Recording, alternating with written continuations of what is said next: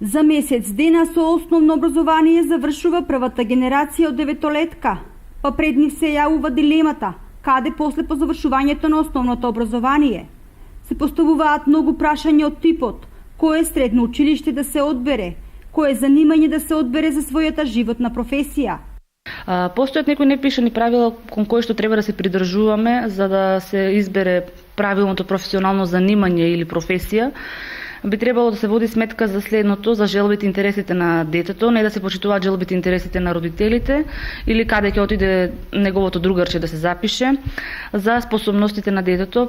Примерно, родителите најдобро ги познаваат своите деца, какви способности имаат, за здравствените можности, бидејќи постојат професии во кои што има поголем, да речеме, физички и психички напор.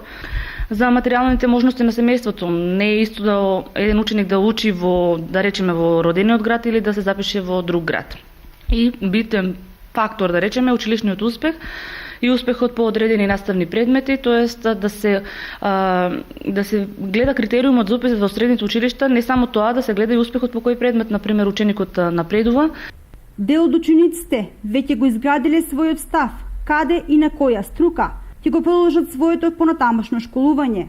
Некои веќе одлучиле ќе одат надвор од градот, во други на струки, додека некои ќе останат овде.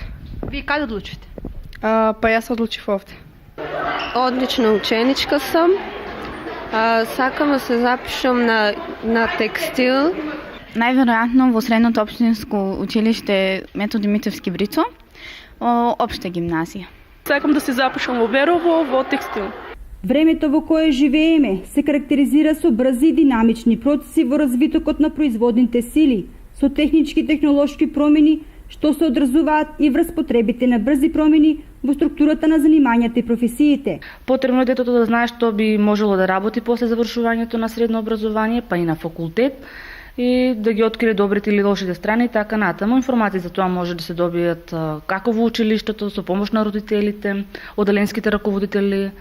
Од општините Делчево и Македонска Каменица вкупно завршуваат 244 ученици, од кои околу 70% се одлучуваат понатамошното образование да го продолжат во своите општински гимназии.